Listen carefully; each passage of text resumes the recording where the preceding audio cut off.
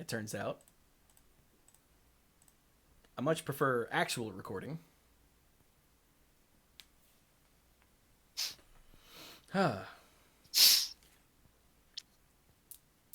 So, hi chat. To sum up the odds and ends you missed, that pretty much sums it up. Mm-hmm. Now, if you would like to know more, go to Patreon. You get to hear all about me not getting murdered and a mana strike and the orientation. I saw a car on the side of the road today.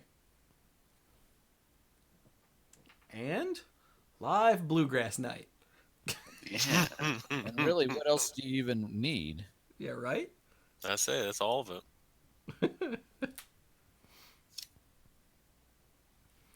All right. We've now been theoretically recording for over a minute, which means we should be literally recording. So, are we good to go?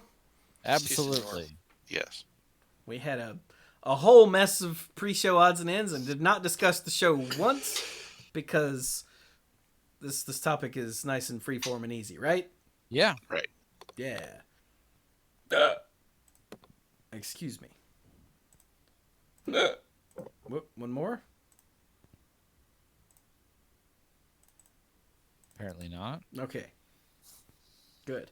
So here we go. Everybody shush.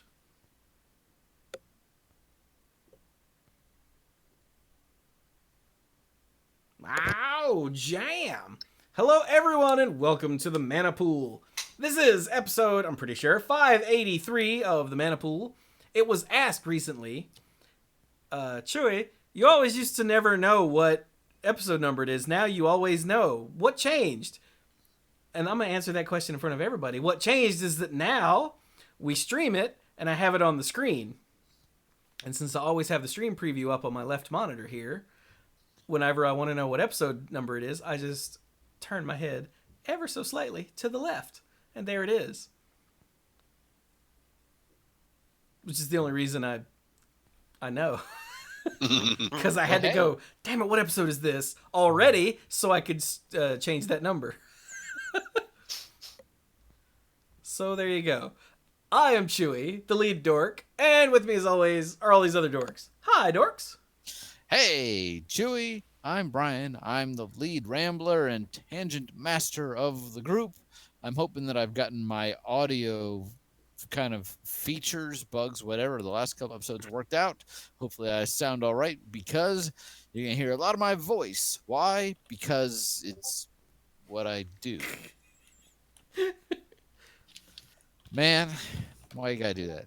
But Now I'm not even gonna interrupt Mike. That's how out of it I am. I'm Mike. I'm the rules guy and the game lore guy. And I feel like there was one thing. I feel like there was something I was going to bring up, but I can't remember it. So I'll bring up something else that I also thought of. Remember the last time we were talking, I think it was last time that we were talking about Unsanctioned. We were wondering out loud about whether you could re-roll the die tokens that Pippa makes. And yes, in the FAQ that Mark Rosewater released, yes, you can use Pippa's second ability to re-roll die tokens that are already on the battlefield. damn right. And I'm Dirk, the self-proclaimed greenest man alive and moral compass of the group. And you know what I'm still waiting for? Christmas? Salamander creature type. Well, there've been salamander creature type, right? We're waiting on like a full tribe. There you go. Yeah. Tribal support. Hashtag Someday it will happen. legendary salamander. I will hold my breath. Somebody might want to go check on Dirk.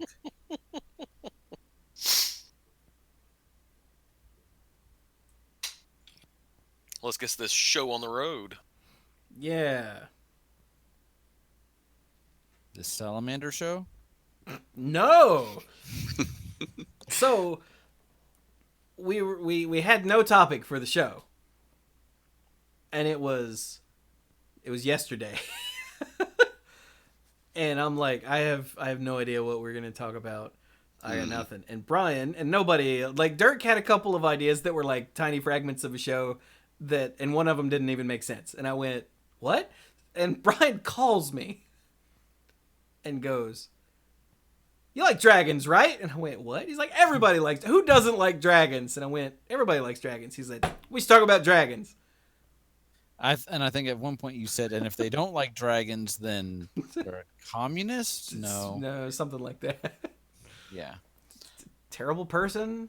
We Yeah. don't care if they don't like dragons. We don't care what they think anyway. I don't remember what it was, yeah. but you get the point. And I was like, well, but we talked about. He said, no, that was like science and stuff. We should just talk about cards, the dragons in Magic that we love and the ones we hate, and this and that and the other. And I went, oh, that's good. So today, we're going to talk about dragons. Yeah. Dragons are like the most iconic card, like the most iconic creature type, right? I mean, everyone has their favorites. I really like vampires. Ever since I first saw Baron Sengir, or even Sengir Vampire, I was like, yes.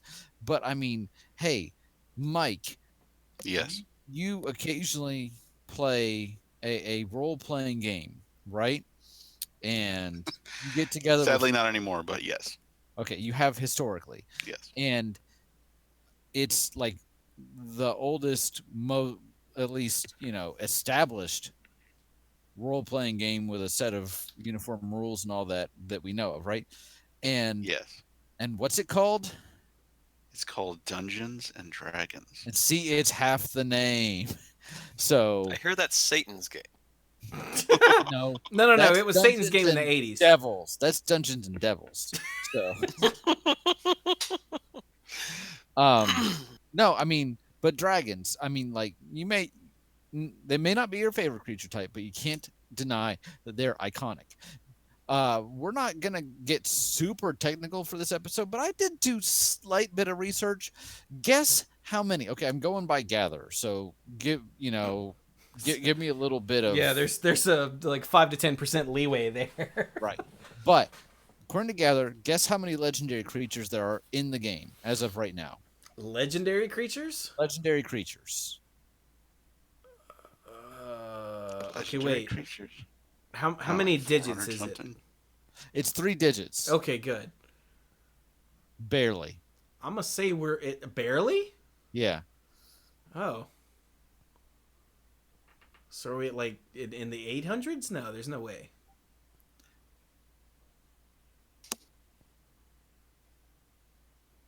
I know. Did you look it up? Mm-hmm. Oh. Well, then how many is it, Smarty Pants? If you fix the link and everything, it's 203. No. I said how many legendary creatures start? Oh, legendary ones. Yes. All right, Brian, just tell us, for God's sake. 955. 955 legendary creatures. Cool. And if you had to guess the creature type, the single creature type that has the most entries, what would you guess? Human. Yes. Okay. Nailed it. Yeah. 332. Oh, God.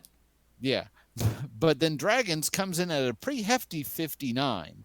And when you consider how many creature types exist in Magic, I have not run through everything because I didn't do that much research, but that feels like it's either going to be second or pretty close. For example, angels, which have a lot of legendary creatures, there's 35 legendary angels. So usually, like, if you see a legendary angel, there might be a legendary angel in a block, right? Unless there's a ton of angels or that's a theme.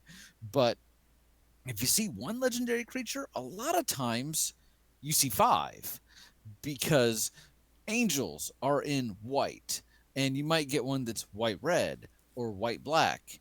I don't think we have seen a white green one, right? Because Gabriel Angel Fire, but that's weird. Well, there's also the one from Sigarda. Yeah, Innistrad. Yeah, that's right.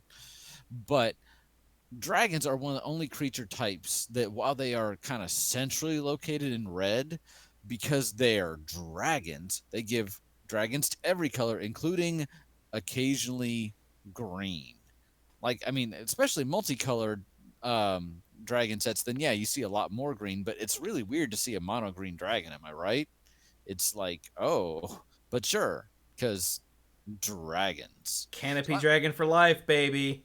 Hey, Jugan, the rising star, the rising sun, the rising star, Jugan, yeah. So, straight off the bat, hey, what's everybody's favorite dragon? Don't think about it, just say it. Dirk, what's your favorite dragon?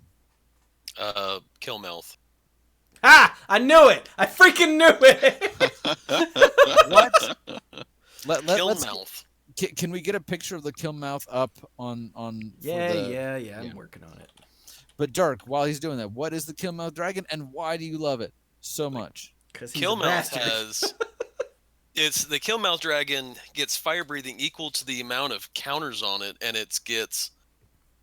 But the ability is what? What was the ability? Oh god, Dirk has screwed this up worse than Amplify. Brian trying to explain something Amplify. simple. That's like it's been a while. But, Okay. It has. but it has amplify of 3. So if you show one dragon in your hand, it gets 3 counters on it. But if you show 2 dragons, If you how show many do 2, it's got 6 counters and it deals 6 damage when you tap it.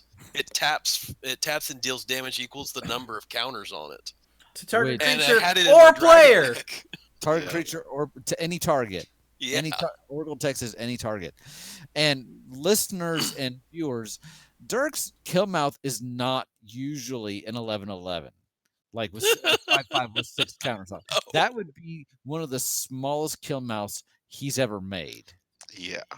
Usually, he's showing at least 4 dragons. So, Yeah. I showed it one time, and someone was within, like, all he had to do was just stare at someone hard enough, and they died instantly. That was a fun match. all right. Seems like because that was me. I want to say it was you. because I don't want to just be the one that's putting everybody else on the spot, I'll go next. My favorite dragon, I mean, really, well, I think there's actually a couple different contenders. And whenever I see a dragon, especially a neat one, because I'm a Johnny player, I go, ooh. But I mean, come on. Let me guess. Is Okay. it Draco? It's got to be Draco. I mean, Ah! if it's anything else, I'm just lying. I'm really a big fan of Dragon Lord Ojutai. Just throwing that out there. But Mhm. but Draco, I mean, it was one of my first Brian ones. rocked a Draco deck I mean, it's just awesome. back in the day. It's neat, and unfortunately, some people have really abused it with some ridiculous stuff, and that makes people go, "Oh!" But it's awesome. It costs 16 mana. It's an artifact dragon. It costs 16. It's an artifact creature. It's a dragon. Wow. In Oracle, they've actually given domain. They've applied the domain. Is that keyword or is that ability word? Ability word. Ability word to it. But he costs 2 less to cast for each basic land type among lands you control. So if you're playing Wooburg and you've got out Plains, Island, Swamp, Mountain, Forest, he still costs 6, but he's a 9/9 with flying. And at the beginning of your upkeep, you sacrifice him unless you pay 1 generic. I'm sorry, that's 10 generic mana. And that cost is reduced by 2 for each basic land type among lands you control, which means, again, if you have out all the types, he has no upkeep cost. He could use some trample or something, sure, but he's a 9/9 flyer for 6 mana. And, especially when I got started playing, you didn't see a whole lot of cards that really pushed you to go all the colors. Yes, I had started after Apocalypse, and so there was a lot of gold stuff around, but all the colors. And as a new player, I'm like, "Oh, more colors is good," and my Johnny brain started going. So I mean, come on, Draco all the way. But there are some other quality dragons. Hey, Chewy, what's your favorite dragon? Okay, so I'm gonna put it to you guys. What do you think is my favorite? Because we knew yours.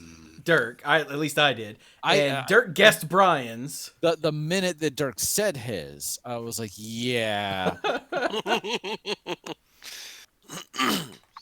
You're a little I hard. had an idea just a second ago, and now it's jumped out of my head. Progenitus is a Don't you hate when that hydra, happens? not a dragon. Correct. yeah. Yeah, that was my first. I was like, obviously it's Wait. Mike, what do Missed you form think? Ultimus. Get out. Are you asking me? The door's Sorry, over it's- there. It's The next actually a person- mirror entity. No way. The next person that says a card with changeling can just bite my butt. I'm sorry. I want to say, is it the Brood Mother Dragon? Ooh. Hmm. I was wondering if it was like Crosis. Is Crosis? Because I want to say, was it someone had a? I think it might be Brian now, but wasn't the Brood Mothers the one who makes little dragons or something of that sort? Yeah. Yeah. I don't know, man. What's your favorite And- dragon? Oh wait, Mike was about to say something. I wasn't. Dirk. Oh. I was They thinking sound a lot alike. They because did. my problem was it you or was it Brian's the one who had the dragon that made a knight for somebody else, and the whole point was to steal the knight back? There we go. Dirk Hunted nailed dragon? it. Hunted Dragon is your favorite? Dude, I love the idea of Hunted Dragon, and I always wanted to use him, but he's not good. Oh, I don't Hunted know. Dragon is good I'll, as a burn spell. does he have haste? He has haste. He's right? haste, Yes, yeah. Yes. So yeah, I love me a hunted dragon. Come So on. yeah, Hunted Dragon is a 6/6 with flying and haste for 5. Broken. What? But when it enters the battlefield, an opponent gets 3 2/2 first striking knights. Mm-hmm. So, like in a multiplayer game, unless you're gonna give it to that player and then immediately kill them, it's really not great. Yeah, especially anybody that's like, oh great, I happen to have anthem effects or anything. Mhm. Yeah. Yeah. Well, in a multiplayer game, it's I'd say it's even better because you just give it to the person the opponent who's most behind, and it doesn't matter as much. That's true. And you that also is true. you tend And to that see brings up the more- synergy. You also tend to see more board wipes in multiplayer, so giving someone a couple dorks probably won't hurt you too much because they might die soon anyway. And hey, if you have any kind of recursion effects, you can maybe get it back. So, yeah, I also like the flavor text. The knights see a mighty quarry. The dragon sees breakfast, lunch, and dinner. Oh, it's meal prep. I get it. So yeah, This episode's brought to you he's- by Blue Fresh. he's not a dragon that I use terribly often, but whenever I think what's a really awesome dragon, he's always the first one that jumps to mind. Hmm. Now, if we're going straight off of like which one leaves a huge impact on you, we can talk about that in a minute. But I want to hear Mike's favorite dragon. Yeah, Mike. Isn't his the sign of the Ur Dragon? Yeah, I thought about that, and I'm like, well, is that a real answer? Because Well, that was one of your first EDH decks. it was so- the first Yeah. EDH deck. Yeah, well, there you go. Mhm. But you're hesitating. Well, it's because Sign of the Earth Dragon. It almost doesn't sound like a real answer because it's It's all It's all the it's- dragon. yeah, it's every dragon at the same time. and So I'm trying to narrow it down from there. well, I don't know. I mean, you can give another answer if you want, but Yeah, that kind of to me that fits you as a player because you're like, it's like the kid in the taco commercials. He's like, why not both? Only in this Yeah. case, it's like, why not all the dragons? And that's a Mike answer. So yeah. So I mean, I'll go ahead and say that. But if I had to narrow it down to a dragon, I think I would choose Balefire Dragon ooh, because oh, it blows up stuff real good. it does. That it does. So for 5 red, it's a 6/6 with flying, and when it deals combat damage to a player, it deals that much damage to each creature that player controls. Yeah. Now, if we're gonna talk about like And we might as well say sign on the Ur-Dragon for people who don't have the Oracle text right at the top of their heads. It costs Wooburg for a 4/4 with flying and an ability that says pay 2. Search your library for a dragon, put it into the graveyard, and until end of turn, the sign of the Ur-Dragon is a copy of that dragon. Wow, it says Dragon permanent card. yeah. Yeah, they had to do that when they introduced the tribal type. Yeah. Yeah. So to stop weird situations where something on the battlefield could turn into an instant or sorcery. Yeah. Like there was that -X spell or +X spell. Yeah, there were those tribal instants with changeling Yeah. and Yeah. Yeah. that did stuff. So they had to add search for a blah blah blah permanent card, look for a blah blah permanent card to a bunch of stuff. And that was one of the reasons why they were like, wow, tribal was really not worth the massive pain in the neck that it caused in the rules. Yeah, it was a neat idea, and it was a way to give that set some identity. Hmm. But they have said it's not coming back, right? Yeah, because they don't plan on using it. Right. So now I want to talk a little bit about a dragon card that maybe had a big impact on you. Maybe it wasn't your favorite, but one that had a big impact on you. And I kind of thought about this a little bit when we were talking about somebody mentioned it was just a second ago. Somebody mentioned something. Yeah. And we go, yeah, and for right now I'm Oh, when I was talking about the hunted dragon and how it's always the first thing that pops into my head. That's right. Yeah. And so, while as much as I love Draco, if I'm thinking of one of the first dragons that really made like, holy cow, this is the apex. This is the end of what we can accomplish in Magic. While it's a little dorky by today's standards, I'm actually still gonna go with Dragon Tyrant because holy cow, dude.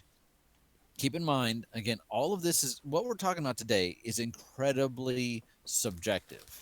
It's very much our opinions, and so somebody may look at this and go, great, and somebody else might look at it and go, that's dumb. And I get that. But part of my subjectivity here is because this came out a couple months after I started playing. Scourge was the first, like, we're going to do a lot of dragons set. And later Dragons of Tarkir came along and said, hold my mead. Hold my mead. I was hold my hellfire, or fire breathing or whatever. But no, I mean, you see this thing and you're just like, this is amazing. So Dragon Tyrant for 8 and 2 red. So it costs 10 and it's a 6/6 with fire breathing and flying and trample. And at the beginning of your upkeep, you sacrifice Dragon Tyrant unless you pay 4 red. And if you're reading this and you're hearing all of these things, because I've read them slightly out of order, you're like, that's dumb because that's way awful. too expensive. That's awful. And it has double strike. And this was still awful, but holy crap, is it awesome? It's awful, but it's awesome and amazing at the same time. This was one of the first cards with double strike. Double strike originally came about during the first Great Designer Search. Somebody submitted it. And even though that person didn't end up making it, Wizards was actually like, this seems like a pretty cool idea, so we're going to use it. And it showed up first on a creature with morph in Legions, I believe. So, Wait, really? Was that the first double strike? I'm going to look that up real quick. But double strike was introduced in. I'm pretty I sure knew it was in Onslaught Block, but I couldn't remember where. Didn't it show up on 1 or 2 cards in Onslaught or not yet? I'm going to look that up real quick as soon as I'm done talking about it. But basically, this was like I could look up while you're talking. In the set about dragons, and there's this brand new creature type. And if you've been playing before and you're used to regular strike and you're used to like first strike, double strike was just like, that's ridiculous. By now, we've had it for years, for like over 15 years. So we've all kind of gotten, it's like the first time you see Indestructible, you're like, wait, what? But it's on a giant dragon that has flying. It has trample, which, double strike and trample is just utterly ridiculous. And it's got fire breathing. So, like, how are you supposed to stop this? Yes, I know a kill spell. Again, if you say Doomblade, again, the door is on your right. Feel free to punch a Mr. Multimus player on the way out. But yeah, to me, this was just like, all right, this is the end of Dragon Evolution as far as we know it. Now, I think part of the stuff, like having cost so much, having the 4 red mana cost, was because Double Strike at the time was brand new, and they were trying to not make a card that was broken in half. And you had stuff like Patriarch's Bidding that could bring stuff directly from the graveyard back onto the battlefield. So they wanted to avoid this being like a oops, you win. But I would also concede that if you lower the mana cost too much, or if you remove the upkeep cost, it's probably dumb. Like the other way, dumb. So I'm bringing this up as like one of my first times, as much as I love Draco, where I saw a new dragon and I was just like, it made a huge impact. What's another dragon that made a huge impact for somebody else? To follow up on the open question from earlier, you were right. Double Strike first showed up in Legions, Ridgetop Raptor and Rockshard Elemental. Thank you. And then Dragon Tyrant was the only one in Scourge. Okay. Oh, wow. So it was literally the third creature with Double Strike ever. Mm-hmm. Right. So there you go. So and okay, so wait, it was a 2/1 with Double Strike, and I don't even remember what the Rockshard Elemental was. That was the morph creature, though. A 4/3. A 4/3. Okay, so that was pretty big with Double Strike. Yeah. But now you've got a 6/6. And a nasty 6/6. surprise with Morph. Duh. Yeah. Then we got a 6/6 Double Strike, trample, flying, fire breathing. Like, you want Double Strike? Yeah. So if we're gonna talk impact, I've got to go back to the beginning. No, let's see. I saw the 4th edition card first, the Shivan Dragon. Oh yes, with the art where he's about to stomp on you. Yeah, and it's got kind of the classic dragon fantasy look at it. Does it have its mouth open in that picture? It does. Yeah. Yeah, it's about to eat you. Yeah, that is super iconic art from Magic's history. Very much so. Super. Yeah. And I saw this way back in the day and went, huh. I'm always interested by art with a perspective like this. Like, we tend to take it for granted now, but sometimes, most art is just, here's the subject, and here's a way that you can kind of get a sense of them because that's what people want to see. But think about, there was the card in Innistrad where the perspective is you're a person in bed and there's people crowded around you, right? And it was extremely unsettling. I think that was the one that had the first instance of like sacrifice a human, right? Something like that. Mm-hmm. So perspective can really, really frame it. And I don't mean to go on and on about that here, but I think it is notable. But yeah, first dragon ever, right? Yeah, there were actually 2 dragons in. There was this and the was it the Whelp? And the Dragon Whelp. Yeah. And between this and the Whelp, I mean, come on, this is what the Whelp dreams of becoming one day. So yeah, I mean, I first saw this in like a magazine or on a booster art or something, and I was like, "What is that?" And then I think. Yeah, they used it as key art for advertising. I know it was on the cover of some very early rule books that you would get in the starter decks. That might have been it, yeah. Either way, I saw the art way before I saw the card. Because that's how it was back then. Yeah. And then somebody that wasn't me opened a Shivan Dragon, and I was like, I don't remember if it was Scott or Shoop. I don't remember, but somebody else got one, and we looked at it. We're like, it flies, and it has fire breathing, because we all had like 50 copies of fire breathing even back then. We're like, and it has built-in fire breathing. What? Like, plus, look at it's a big green dragon that's about to step on you and or breathe fire at you and or eat you. Yeah. Yeah. For the first several sets, the art director just wanted pieces that people would notice and would get people interested in the cards. So they didn't give very much detailed direction to the artists and encouraged them to be creative with what they were doing. And Melissa Benson knocked it out of the park with this one. Yeah. So you'd get some weird oddball stuff, but you also get stuff like this. So yeah, like by today's standards, if you've been playing Magic for years and you've never seen this, you look at it and you're like, that's cartoony and stupid. Yeah, this wouldn't fly. And yes, it is. But at the time, you also have to realize that fantasy is way bigger now than it was back then. Now let me put on my old grandpa back in my day glasses real quick, but we didn't have Game of Thrones. We didn't have Smaug. We did, but it was a Rankin Bass cartoon. We didn't have Skyrim. Like, fantasy was not as ubiquitous as it is now. Like, Dungeons and Dragons was the devil's game, and you know, parents and priests would take away your monster manual because it'll drive you to Satan. And I'm not making this up. I didn't play any of that back then, so I don't have to worry about it, but still. And The Hobbit was essentially probably the only really mainstream, and that was not something everybody was aware of. Yeah, I didn't know anything about Lord of the Rings until much later.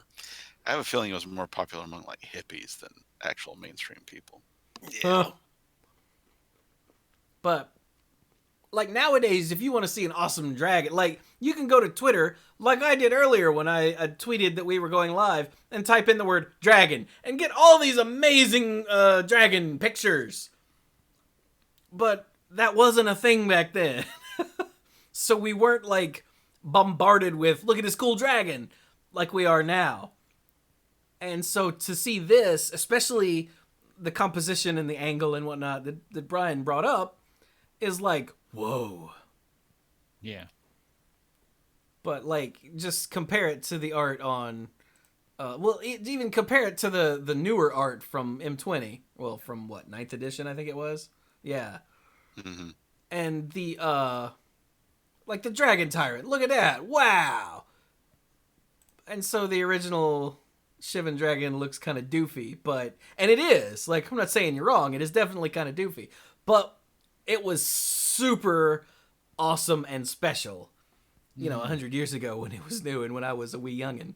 Mm-hmm. You kids today don't know how good you've got it. Uphill, both ways. Actually, Scott and I used to have to walk to Ray's Comics and Collectibles to buy our Magic cards. Hey Dirk, what's a dragon that you felt made a huge impact on you?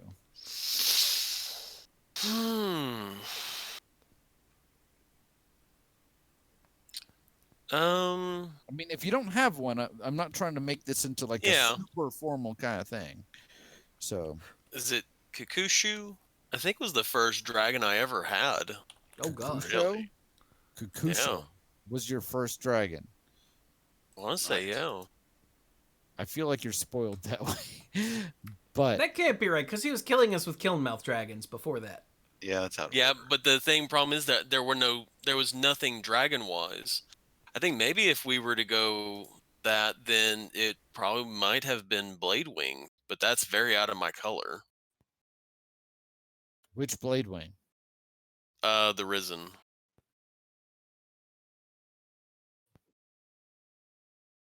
That was the right block.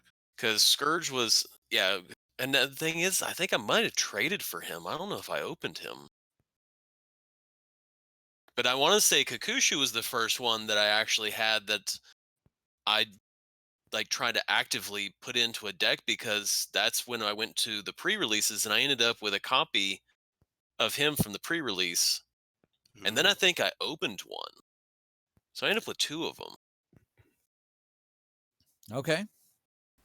So and again, when we were learning about at that time, when college, we were going, okay, let's look at some of the cards, and we were looking at it going, oh my gosh, this is just, oh my gosh, if you have 4 copies of this thing, that means you win, sort of thing. And Well, so there was a lot of I mean- speculation and a lot of Well, yeah, I mean, Kakusho, the Evening Star, I mean, that is a tremendously powerful card. Like, so for those that aren't familiar, there was a cycle of 5 dragons in Champions of Kamigawa. Champions of Kamigawa, yeah. And at the time the developers were making them, every single one had a dies effect, because the developers were like, we want to encourage you to play these big creatures. At the time that Kamigawa was being developed, a lot of standard was very, combo driven, or, a lot of control. So we want to incentivize players to play with big creatures. Dragons are big, cool creatures. And how do we punish the opponent for getting rid of them? Dies triggers, pretty straightforward. And so there's one in each color, and everyone had a dies trigger, and they were all interesting. Yosei, Morning. the Morning Star, was a controlled player's dream, but it was undoubtedly Kakusho that ruled the day from day one, both for competitive players, but also for us as a play group, because what we do back then, now, whenever, is multiplayer. Kakusho is essentially, okay, well, so for 4 and 2 black, 5/5 flying dragon spirit, legendary dragon spirit, and when he dies, each opponent loses 5 life. You gain life equal to the life lost this way. So you're hitting, the more players you're hitting, the more life you're getting. It's a 5-point siphon soul on a 5/5 flyer. And as Dirk pointed out, one of the best ways to kill your own was to play another copy of it, because you get the death trigger, and then they're still looking at it, and they're like, well, we didn't want to kill the first one, and now we're all down 5 points. Well, no, back then they would both die. Yeah. Oh, that's right. So it would be a giant 10-point suction from everybody. Yeah, Yes. the Legend rule went through a lot of revisions over the years. It did. So, and then, any kind of recursion at all, like, I don't know, Patriarch's Bidding, I'll name dragons or spirits. Oh! Oh, look, they die. Yeah. So Kakusho is absolutely a legitimate answer. Mike, do you feel like there was a dragon that you came across? Right. I guess we're all kind of talking about fairly early in our experience that really made an impact on you. Yeah, and the one that pops into my head is the very first Elder Dragon legend that I saw. I thought you were going to say Tika's dragon. So never mind. I thought about that, but Aha. but this one feels like a stronger impact to me. The very first Elder Dragon legend that I saw happened to be Chromium. Chromium made a huge impact on me, mostly because when I was getting started, I kept seeing it in your binder, and Yup. and I mean, look at that. It's a crystal dragon. I mean, like, Yeah, big metal dragon breathing fire. I mean, Rampage too. yeah. I didn't even really care so much about the abilities, but I'm a diehard. Well, yeah, Final- because its abilities happen to be the most pointless of all the Elder Dragon legends. yeah. But like, as someone that's always been not a huge fantasy fan, but a pretty big, and Final Fantasies in particular, crystal is like the best thing ever, and it looks cool. So crystals and dragons. The only thing that could possibly be better than this would be a crystal vampire dragon, but that's never going to happen. Or will it? No, I'm sorry, but yeah, Chromium. Because So it costs 8, like all the other Elder Dragon legends in the cycle, and they're all shard colors, shard combinations. So Chromium is 2, white, white, blue, blue, black, black. It also has an upkeep cost of white, blue, black. You got to pay that during your upkeep or sacrifice it.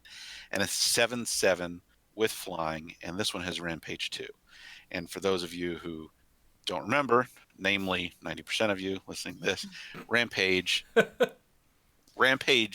X means if this creature is blocked by more than one creature, it gets +X for each creature beyond the first that's assigned to block it. I feel like 90% is a little low. A little bit. So all you need to do was take it and put a lure on it, and then attack. Exactly. Except it had flying. right. So only so many things were going to be able to block it anyway. And Yeah. it's Rampage wasn't that hot on a flying and- creature. And it's double white, double blue, double black, and lure And exists green. green. Lure is double So, green. Yeah. Mm. yeah. But if you make it loose flying, Which usually costs red. And if you could allow a wall to attack. all right. I am being told that I need to go downstairs real quick and help with a dog. So I will be back in like 5 to 10 minutes. But I thought the next thing we would talk about, I feel like this has been a pretty good conversation so far, is, everybody has favorite dragons. Everybody has dragons that maybe impacted the most. Maybe they're the same, maybe they're different. If we are being completely honest with ourselves, there's some that you hate. And I don't mean like aren't your favorite. I mean like if it's me, and I'm sorry I'm taking the obvious one, but scrolling down. Hate may be a strong word, but have serious concerns about it, and every time I see it, I want to destroy the person playing it in real life and in the game. Skithiryx. Because, the Blight Dragon. And no, Mike, this is not directed at you. This is at the card. Mike, this is directed at you if I was saying it.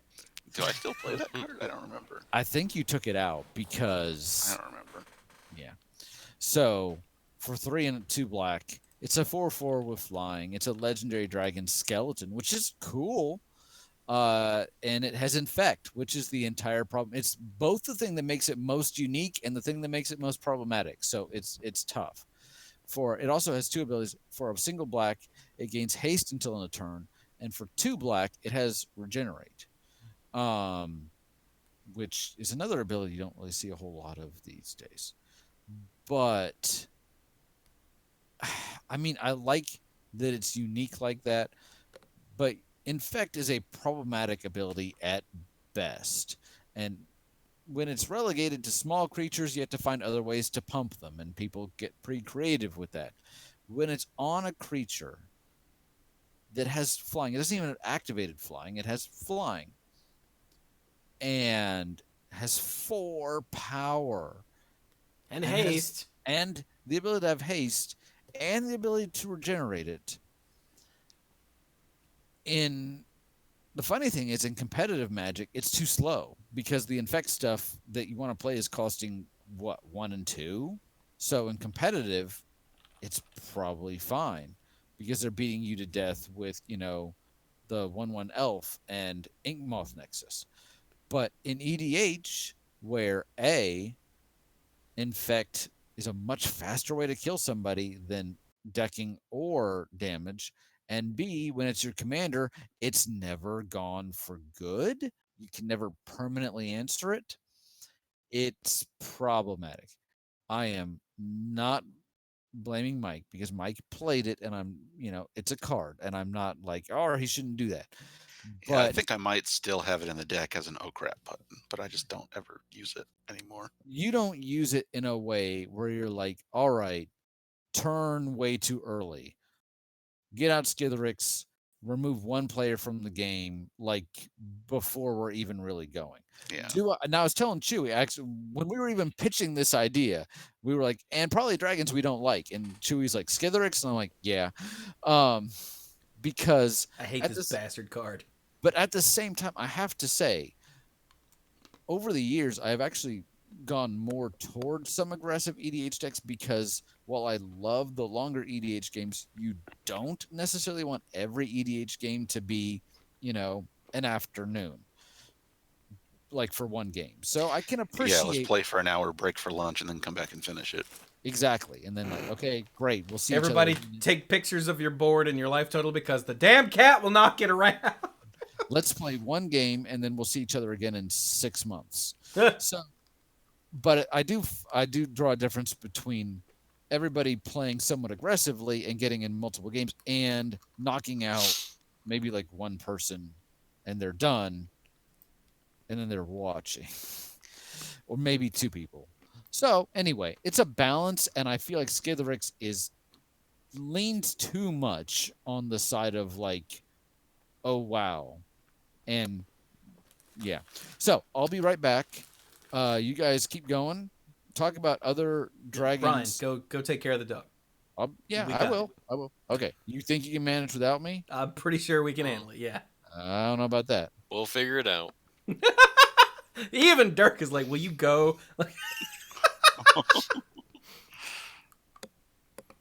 Yeah. So- I hate this card. Just for that, we're going to turn this into a travel podcast by the time he comes back. Well, there was one before we get into that I do want to mention really quick, and that was Gabe's glacial, like the glacial hide deck. Oh, yeah, the jump in the hole with the glacial Jump in the chasm. hole one. So I built a deck with the Furnace Dragon in it, specifically to fight that deck. To get rid of all the stupid artifacts. Yes. The Furnace Dragon for 6 and 3 red. It's a 5/5 dragon that has affinity for artifacts, has flying, and when Furnace Dragon enters the battlefield, if you cast it from your hand, to exile all artifacts. So that essentially goes in and it completely derails the shenanigans that makes Gabe's deck work. The problem is the one time I had this deck, whenever he did it, I somehow got knocked out of the game. I just could not find a Furnace Dragon. And he won. I mean, essentially, everyone was like, "We're done." And by then, I'm just going, I have no idea where this dragon is. I cannot find. I had like 3 of them in the deck and never hit one. And by then, I think there's some mechanism in there where he's like pinging you and something like that. And so I died before I could get to this dragon. So. Oh. But yeah, I built a deck with the Furnace Dragon, and for the specific reason to shut that deck down. I don't know if there's ever been. Go ahead. I was just saying that's funny. I'm trying to think of dragons other than Skittles that I actually really hate, and it's like whatever dragon someone else plays. It's like Kokusho, son of a bitch, or Dirk's 48 Killmouth Dragon. God freaking There's one I remember from games I would play with my friends in high school, Catacomb Dragon. Because it was just completely impossible to kill in combat. Oh, look at this. So Catacomb Dragon for 4 black. It's a 4/4 with flying. It was from the rare dragon cycle in Mirage. Whenever Catacomb Dragon becomes blocked by a non-artifact, non-dragon creature, that creature gets -X/-0 until end of turn, where X is half the creature's power rounded down. So the only way to kill it in combat is to have a flying, or reach, I guess was the thing back then, 8 power thing. Yeah. Or have a pump spell handy, but who had pump spells back then? Yeah.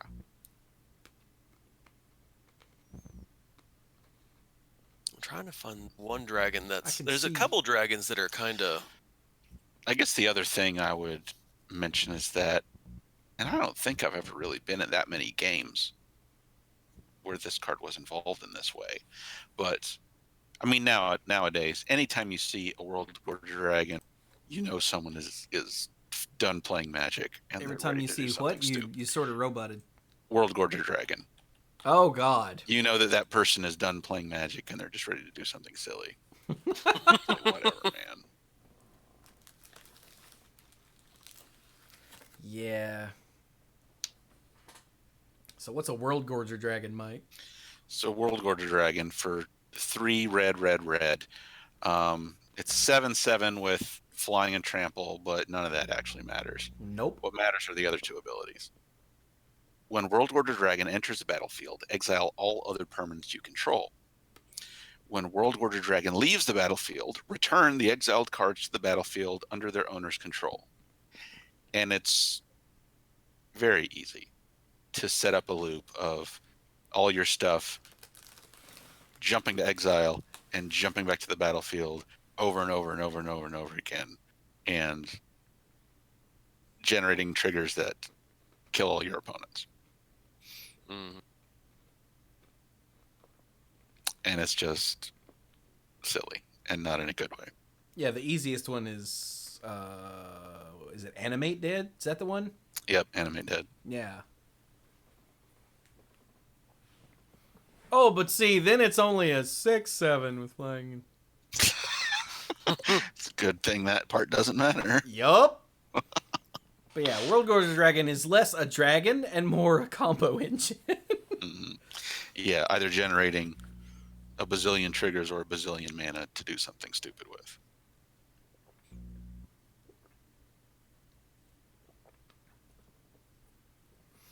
Yeah. Didn't Karthus, Tyrant of Jund, get used abusively at some point?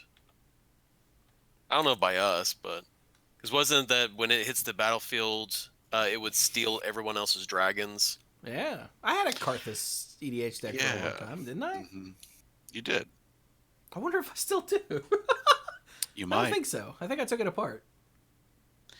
I remember a couple games where I happened to pick Sign of the Ur-Dragon, and while you happened to pick Karthus, and I was like, no, I'm sad.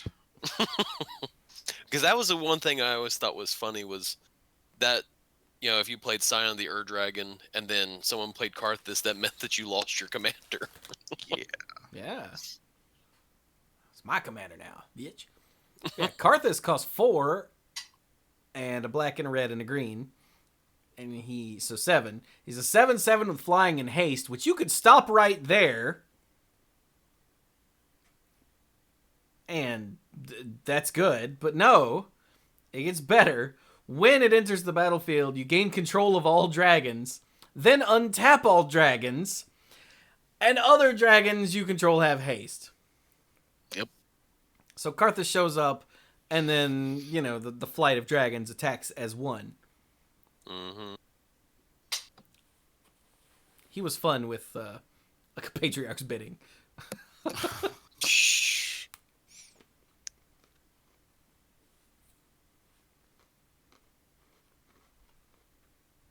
I can't think of any dragons that like I said, okay. Basically, it's ones we've already talked about. Like, I hate, like I said, Kakusho. Yeah. And whenever someone plays a Kakusho, I'm like, son of a... Because it's never just one Kakusho. Like, it's always going to be reanimate it and kill it again. And then bring it back again and then kill it again. And I'm like, huh? Yeah. And Dirk's Giant Kiln Mouth, because it can look at me and I'll fall over dead.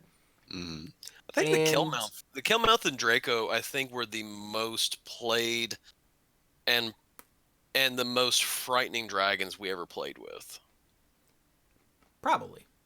I think the only other time was when someone would do Dragonstorm.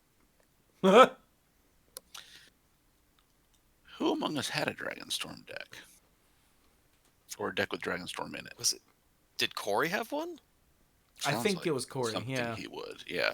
I'm about to say, if we're thinking of who would be one of the most abusive people when it comes to dragons, Corey right there at the top. Yeah, Dragonstorm was the Scourge. Get it? Because it was in Scourge originally. But Dragonstorm was the scourge of not only casual decks at a 9 mana sorcery, but eventually it was the scourge of standard. Yep. And then later it was even worse and extended. Yeah. All the red rituals, and then the introduction of oh crud, what's the hideaway land? The red hideaway land. Yeah, that one. Yes. Hang on. Spine Rock Knoll. Spine Rock Knoll. There we go. Yeah, and Bogarden Hellkite. Yeah, as chat just pointed out. Yeah. the Bogarden Hellkite didn't even have to attack. It just showed up and dealt damage. So you Dragonstorm out 4 of those. Let's see, So Dragonstorm, by the way, says search your library for a dragon card, put it on the battlefield, shuffle your library for 9 mana. But it has Storm! Mm-hmm. And then the Bogarden Hellkite, when it enters the battlefield, it deals 5 damage, divided as you choose, all your face, among any number of targets, all your face. So you would go get 4 Bogarden Hellkites and 20 your opponent, and this was an extended deck. Mm-hmm. And I loved that because sometimes you would draw a Bogarden Hellkite, they also played Hunted Dragon. Because then it was the last piece of damage, yeah. Yeah, okay, well, I drew one of my Hellkites, but here's 3, so take 15, and here's a Hunted Dragon. You get Knights. Swing, take 6, idiot. It's like turn 3. What are you going to do? Nothing. Shut up. So yeah, it was an actual... I think it hit standard the second time Dragonstorm got printed in Time Spiral. But then I'm pretty sure it was an extended actual thing. Can we get some F's in the chat for extended? If not, don't bother. No one cares. But oh man, you know a dragon that Star said no. You know another dragon that I thought was just absolutely amazing, just because, is the Thunder Dragon. And that's because we couldn't have it. The Thunder Dragon was originally printed in Starter 99. And it was 5 red for a 5/5 flying dragon. But when it enters the battlefield, it deals 3 damage to each creature without flying. Now you gotta remember, Starter 99, this was before they started printing good dragons. Yeah. And like that wasn't a thing. And this was a dragon that was reasonably costed that cast like a 3-point earthquake when it hits the battlefield. What? That's amazing. But it was so expensive because it was only in Starter 99, which was dumb.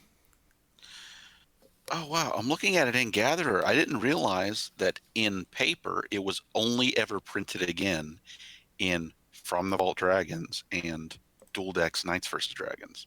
Yeah. It was in... This art was in the Dual Decks. Which one came first? Was it From the Vault or was it the Dual... I think it was From the Vault, right? From the Vault was first. Yeah, so they reprinted it in From the Vault, and we all went... because we really thought we'd never see it again. And it had this sweet dragon art. Look at this. Like, the original is just gimpy. What's wrong?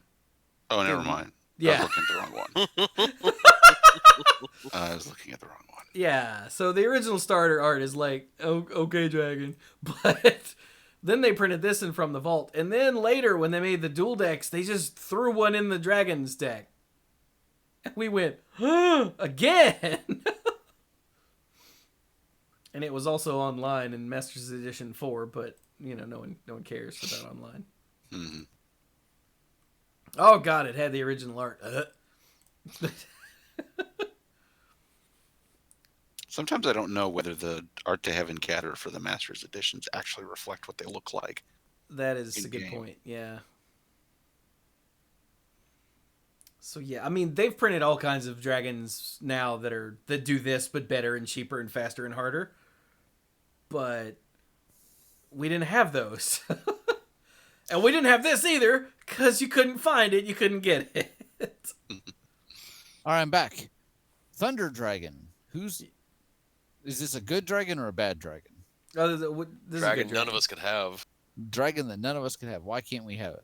Well, now we can, but back then we couldn't. Oh, because it was a starter set only? Yeah. Yeah. Mhm. Ah. And it was really good. So what other sort of dragony nonsense do we want to talk about? Well, did I miss him? Were there any other dragons that people didn't like? A couple. Okay. Catacomb Dragon and We brought up Dragonstorm and the Bogarden Hellkite thing. Ah. Dragon. So let me ask you, because we touched on this a little bit. Is there a dragon art? Because we talked about the original art for Shivan Dragon, and it's really unique. But is there a dragon art that really sticks with you? One of the things about dragons is, and Mark Rosewater's touched on this on his article, is when they think a card is going to see play, like serious tournament level play, or when they're trying to use it to sell the set, that art gets more attention than a common. One of the prime examples of this was Watchwolf in original Ravnica. Yeah. And was it Centaur something? It was another Centaur guy. Centaur whatever guy, yeah. Right. And this is why we're talking about is originally the 3/3 for 2 mana was going to be a Centaur, and the art that got turned in, they're like, and it's not bad art by any stretch of the imagination. It's better than I can draw, but it wasn't what they were going for. So lo and behold, Watchwolf became a wolf. So because dragons are dragons, you don't really get dragon art that's meh. You might get some that maybe isn't your favorite, but you don't get meh art with dragons. I mean, anymore. I pulled up art for every dragon, and again, using Gatherer, but every dragon. I didn't include cards that make dragons or things like that, but I looked at it, and you know what? Even now, it's been how many years since Time Spiral, but I think one of my most favorite arts on a dragon ever is still Bogarden Hellkite. I mean, the sheer awesomeness. It's very awesome. The wingspan, the whole thing is just majesty. Plus all the scale, whatever they are in the background. Yeah. Are those other dragons? Scale dragons? Maybe. So, for me, it's way, way, way up there. So, that one I really, really love. So, yeah. Is there dragon art that really stands out to someone else? Other than all of it, So. Yeah. So from early days, Shivan Dragon, Chromium, Palladium Wars. But after that, oh man, I'm scrolling through. I just passed by the art for Chromium. It's still so cool. After that, the one thing that pops into my mind is Bladewing the Risen. Mm-hmm. The new one or the old one? The old one. The new one is ugh. I don't think the new one is blah, but I do think the old one is more striking. The new one is like, hey, look, I'm a dragon, and I'm red and black, and I'm a zombie dragon, and it's cool. But the perspective on the old one is much more like, I'm ready for my close-up now. Yeah, it's like the new art just looks like a zombie dragon, but the one from Iconic Masters, or whenever they started using it. But the old art, it's still recognizable as Rorik's Bladewing, except a horrifying skeletal thing. Yes, and Rorik's has a pretty unique silhouette. He's got a pretty unique, you look his at original art anyway. Yeah. Yeah. Oh yeah, he got updated art too. Which, I mean, I like new art, but new art Rorik's looks like a dragon. Look, it's a dragon. It's a dragon. But then you look at the Onslaught version and you're like, wow. Yeah, it's definitely a weird looking thing. It's not the best art. No. But it's very unique. That's the word, yes. I find myself 9 times out of 10 enjoying new art just because I really like the way they've streamlined, artists, put together the world book and everything looks like it fits a little more. And we always talk about like the thralls and how, back in Ice Age and they were just like, what even is that? But sometimes I will admit, sometimes you lose a little bit of that unique, I don't know what, je ne sais quoi. What does that even mean? I don't really, like someone that speaks French. What does that even mean? I don't know. Anyway, that's beside the point. You lose a little I bit can't of tell that, if you're being funny or not. maybe I not. think he's asking a sincere question. I am asking us, does anybody actually know what je ne sais quoi Yeah, means? je ne sais quoi means I don't know what. Oh, really? Austin Wow. Powers lied to me. Okay. That But- was the joke, and I was as what the French call a certain I don't know what. Right. It actually all makes So sense. it's je ne sais quoi English. Let me make sure I'm not lying to you. What does je ne sais quoi mean? It means I don't know what. Yeah, see? Okay. Beautiful. All right. Well, Wait, did none of you know that? No. Dirk, did you know that? That's awesome. Dirk, Dirk, are you muted? Are you yelling at your kids again? He might be taking care of kids. Yeah. Yeah. But yeah. But so So I really thought Brian was being funny. He's like, what you call I don't know what a certain je ne sais quoi. What does that mean anyway? And I'm like, are you being funny? And you're like, no, I really don't know. Like what? Because that was hilarious. And now it's even Yeah. funnier. So, but anyway, yeah, I do love new art. The things that these artists can do these days, man. I mean, even tokens just pop and everything. But old Rorix versus new Rorix, yes, definitely like both the old Bladewing the Risen and Rorix Bladewing because they're both just, I don't know, they're just more unique. They're more just identifiable as, oh, that's him. You Yeah. know? Mhm. So It was the first time that I can remember. Well, okay, that's not true. No, it was. It's the first time I could remember, like from my own experience, because I missed the big chunk of time where the story was told throughout the cards. Mhm. So this was the first time I ever saw a character appear, and then appear again later. Was Rorix. right. Because remember, I stopped. Weatherlight was the last set I ever saw, and then I picked it up again in pretty much Onslaught. Like Judgment was out, and Onslaught was my first new set, so I missed all of the Weatherlight saga. So I didn't get to see those characters, Krovax and Ascendant Evankar reappear. Right. So this was the first time I saw like Rorix Bladewing. Look, he's one of the Pit Fighter legends. Yeah, and then later Bladewing the Risen. Holy crap, Rorix died, and look now he's a zombie dragon. This is crazy. Yeah. It's And that awesome. actually was a thing. Yeah, I 100% agree with you there. For me, the first one was kind of almost the reverse of that, where because I got started in Judgment into Onslaught, I saw Kamal, Fist of Krosa, and I'm like, cool.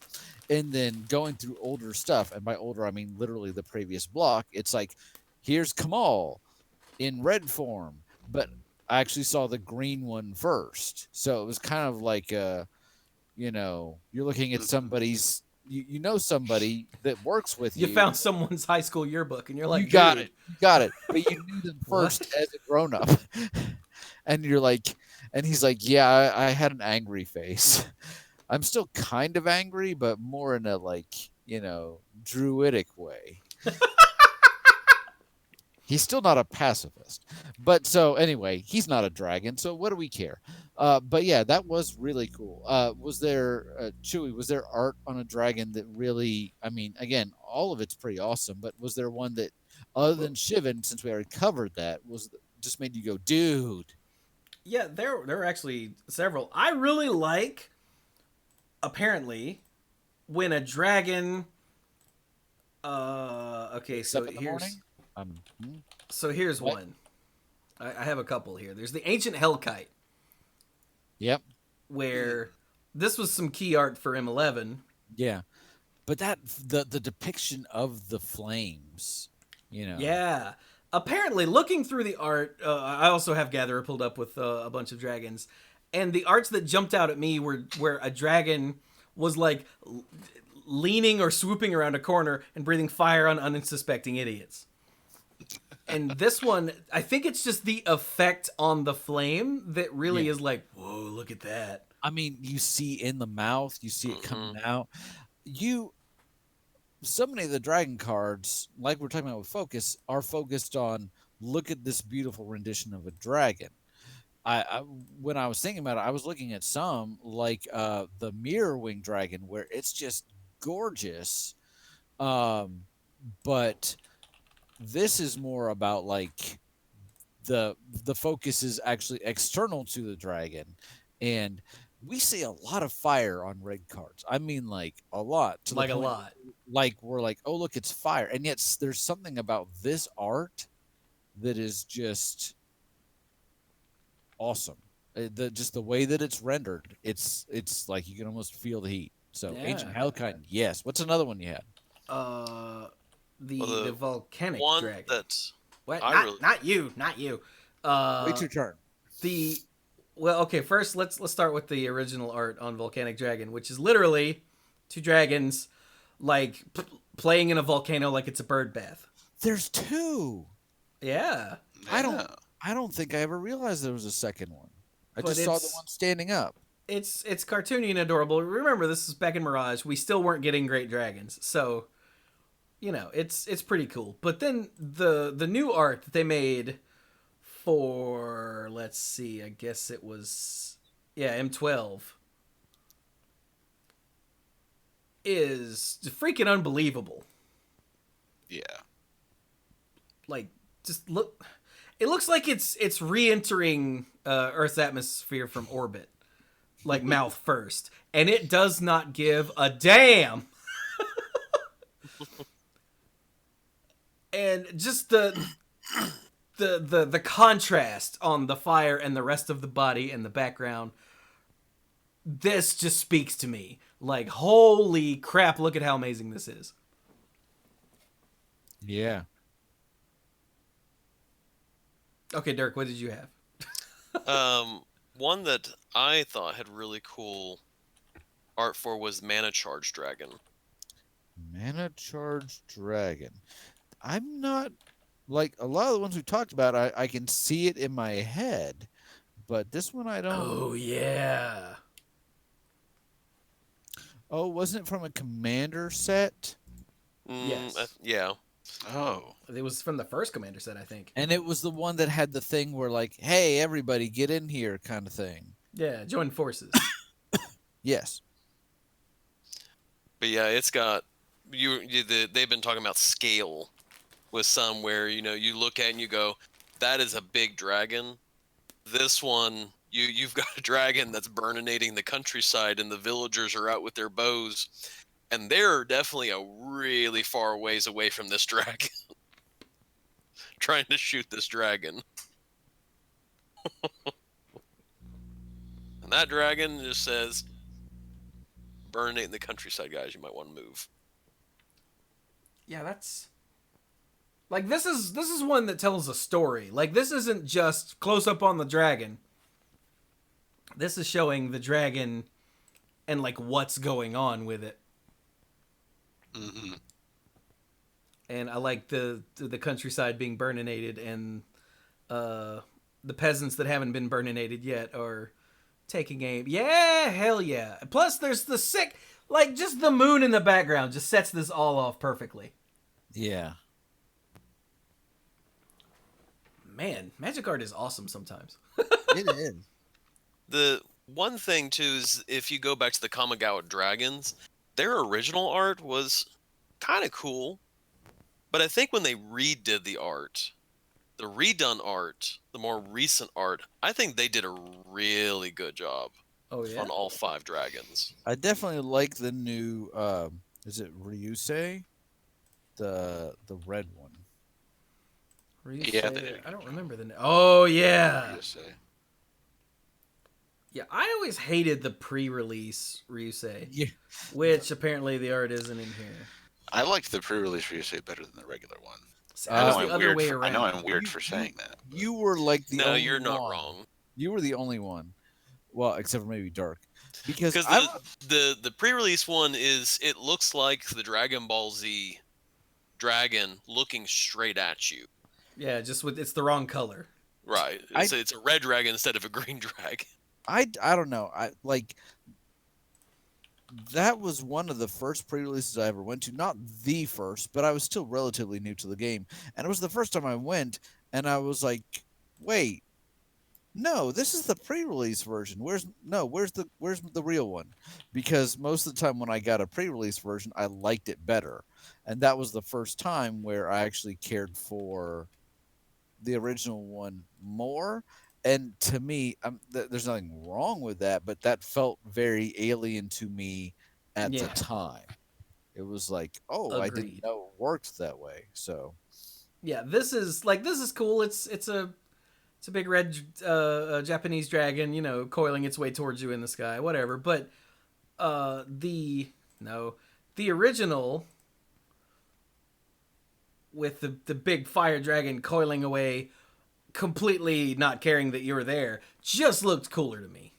yes, But you're right. The new Ryusei is really cool. I'd completely forgotten about this. Because it looks like if you were to pass this, it would just be terrifying. Yeah. Like the original Kamigawa dragons just look like different colored Chinese dragons or Japanese. Depends on which way you want to roll with. I mean, there's not a huge amount of difference, but the redone ones almost feel like that they do have more of their own personality. They're missing the limbs. They're missing some of like the usual iconic features of Asian dragons. Hmm. Oh my god, the new art for Keiga the Tide Star is Yeah, That one's That on was display. pretty. What's a Tide Star? All the other dragons are named after something, the something star. That is just a term. The rising star, the falling star. the Evening Star. Yeah, the evening Yeah, star, the I morning don't star. know. What's a Tide Star? It's probably some obscure. It's either some obscure term that just isn't used very often anymore, or it's oh crap, we still need to do the blue one. I'm kind of thinking it's the second one of those, but I don't know enough about the lore to really say for certain. There is But- nothing. When you type in Tide Star, the only thing that shows up is the magic card. Okay.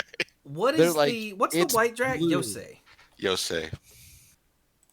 So I've been pulling these up and just showing them while you guys are talking. Hmm. I like the way they seem to keep some of the elements of the original, but just, gussy them up a little bit. Yeah, Like, original But like Yosei's art is really cool, but the new one yeah. is really And cool. they do a much better job of enunciating what color they are representative of. Because again, Yosei is a big white colored dragon. Ryusei is a big red molten dragon. So I think they do a much better job of representing themselves. Yeah, and Kakusho it's a black dragon that's got purple. Like little like- purple skulls flying around it. Yeah, like it's a much better representation. Like this is the death dragon. So I feel like the new ones, the iconic Masters versions, the art is much cooler. Well, I don't want to say cool. I think the art does a better job of representing their color pie, like what the color they represent, and more in line with their theme. Yeah, I'll give you that. Because I like the original arts, except for the pre-release Ryusei, but I think you're right. These are all much more better. So like we were saying, just because art is old doesn't mean that it's bad, because it can have a different perspective. I would also say just because art is new does not mean that it's not original and creative and a lot of thought put into it either. So Yeah, just because the new Rorik's arts are kind of meh doesn't mean that, they don't draw them like they used to. No, they don't, and that's a good thing. Mhm. yeah. See also original Volcanic Dragon and Shivan Dragon. Yep. Another one that I found that I liked the art for, and I was looking for it, and when I was just going down my list of dragons, I missed it because apparently it has been released in a Dropbox or whatever they call these things now, the Secret the layers. Secret Lair drop, and I didn't recognize this new art, and the new art is fine, but and for some people they're probably like, wow, but for me, I just love the first one better. Is the actual Dragon itself, because you want to talk about some scale dragons, this thing has scale dragons, What? doesn't it? The original Dragon, not the scion of the Oh, Dragon. the Dragon. Okay, no wonder I couldn't find it. Yeah. Well, he's Bob if he likes you. So the art that came up is kind of a cool looking one, but I prefer the original in terms of, again, majesty. Remember what I said earlier about Bogart and Hellkite, and I like a nice big wingspan. I guess I'm a wing dude. Yeah, everybody's got their taste. I'm a fire guy. Mike's still a boob guy, even though it's dragons. It's weird. Yeah. Yeah, give me a nice pair of wings, and I guess I'm good. So, but no, I mean, come on, it's the Dragon. One of the dragons that was probably the biggest disappointment to me. I don't hate the card, but Oh, is this gonna be we were just talking the about guy from Kamigawa? Yeah, we're just talking about Kagachi. Kagachi. Yeah. So, Oh yeah. I mean, in the story, they didn't even put him in Kamigawa. We only had representations of him, like, is it Final End or something? Final Judgment. Final Judgment, and it's like, oh, here's something that's so massive it can't even be described on a card.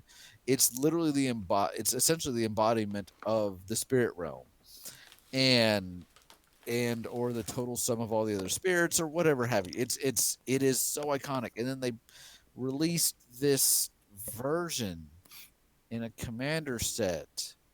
I mean, the art's okay, but the creature itself is just, for me, underwhelming. So, if we're going to talk about a disappointing dragon, if they named this, I think we said this on the preview episode, if they named this anything else, if they made this something else and just didn't call it Okagachi, I I'd think, probably be like, I think we did say this. When I they would have when they reacted to previewed it better too. Yeah. yeah. Is there a dragon that kind of didn't live up to anybody else's expectations? And when I say this, that can be a little tough because you don't always have expectations. But there's some, like, we've had how many versions of Niv Mizzet, to the point that I kind of expect when we go to Ravnica, or versions of Nicol Bolas, or versions of the original EDH dragons when they were reprinted in M19. Wait a minute. Before we do that, I got one more art. Yeah. The Sun Scorched Regent, because this dragon is buff. He's a big, beefy boy, and he breathes concentrated sunlight. He does. And for some reason, this white flavor of dragon from Tarkir, Mm-hmm. they all looked like this. They were big and meaty. Yeah, they were from the Dromoka brood. Yeah, and I always thought these were awesome, and this one was my favorite. I loved how in Dragons of Tarkir, if you knew enough, you could tell what brood a dragon was from just from the art, without seeing the color frame or anything, because they all had those stylistic touches. Yeah. Yeah. It's just like the dragon flights in Warcraft, right? Mm-hmm. Yeah. And I think I'm probably partial to the sleek look of the Ojutai, but that's a personal thing. But this guy is a big beefy boy. He does not skip arm day like even or once. chest day or leg Chest day. He day. does not skip days. I get the feeling his wings are pretty nice, but we get him cut off a little bit, so just a tease. They're too big to fit in the frame. Brian, you gonna be okay? I think I'll be all right. But it's continuing Chewie's theme of liking dragon art, where we're seeing somebody get roasted, Right? turning a corner, and people are running away. And although this time it's with sunlight, but it's deadly sunlight. Pew pew. Okay, so disappointing dragons. You nailed that one. Like Okagachi was just like, oh, that's what you went for. Like, the art is okay. The card itself is okay. Fine. Yeah, when it shouldn't just be okay. Yeah. And I realize that this is kind of a narrow subject with disappointing, but if there's anybody else that it fits in, Let's see. or maybe to expand it a bit. If you have something in that category, great. Or is there a dragon that you were like, yes, and you saw it and you traded for it and you played it and you're like, that didn't work the way I wanted it to at all. Huh. Let's see. I know I have cast it before and used it, but I can't remember if it was one of my cards or something in someone else's deck that I was borrowing. But I remember Crimson Hellkite was one of the cards that showed off in advertisements for Mirage. And you just look at it and it's like, whoa, because it costs 6 red for a 6/6 with flying, and it has an ability, X tap. Crimson Hellkite deals X damage to target creature. Spend only red mana in this way. And it looks really cool and exciting. But I do remember playing it. And I finally got it onto the board.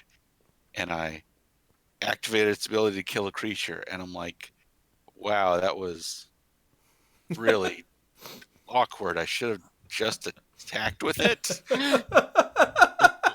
Like, I mean, it's a 6 power flyer. I feel kind of stupid. Like with Dirk's favorite dragon, the Killmouth. Yes, you might be giving up 5 points of power of damage to just tap it and hit something, but you can hit whatever you want. Yeah. With no additional mana cost. So, yeah. When we're expanding the category, well, I know we just talked about Okagachi.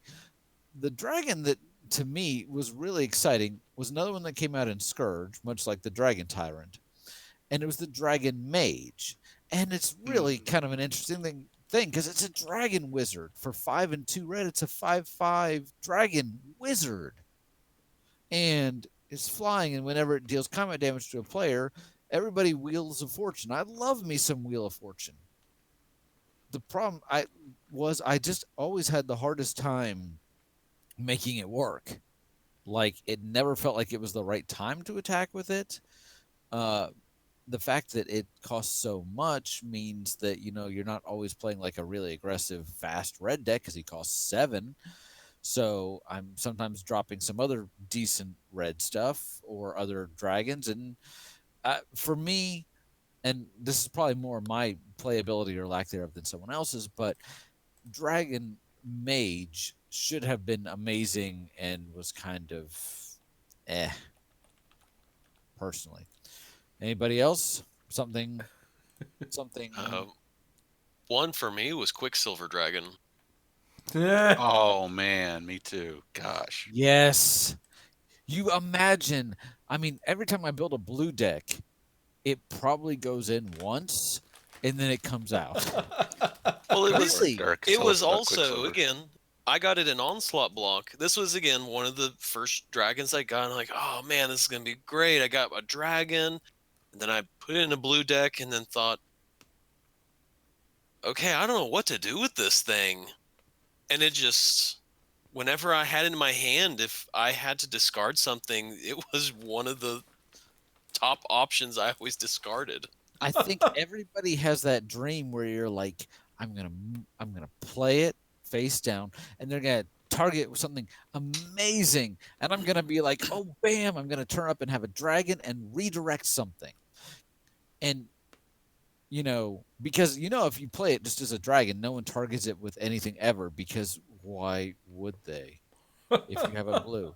So you're like living the dream, but then it costs 6 mana to do the morph and the blue, plus the 3 if you've just played it down that turn.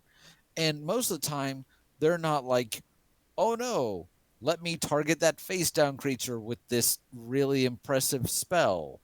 Because why would they? Either they think it's a trap or it's a dorky 2/2. And meanwhile, Chewie's got a Progenitus, and Mike's got a Skitherix, and there's other things to do.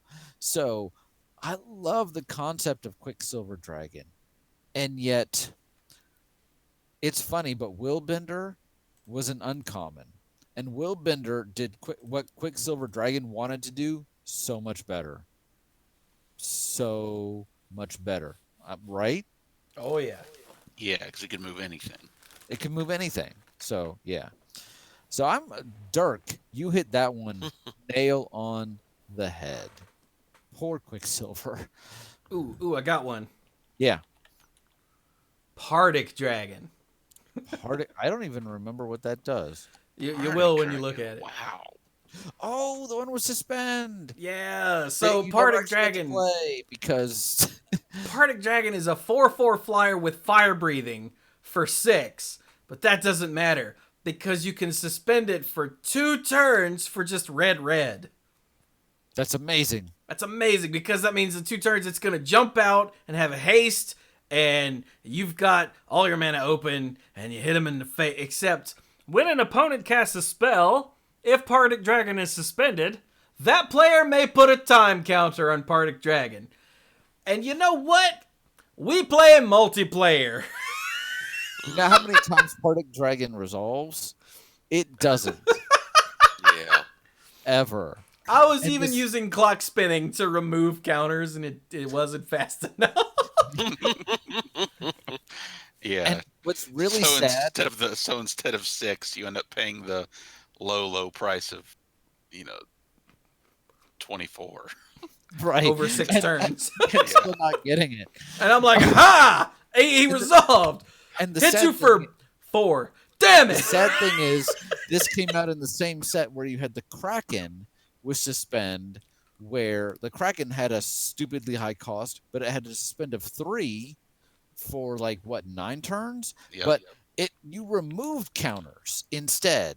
So Yeah, I got way more Yeah. use out of that. yeah, I mean, you put them side by side, and you're like, huh. I mean, in a duel, the dragon might be it's a little bit like werewolves, and then it puts pressure on them to maybe play spells for the sake of playing spells.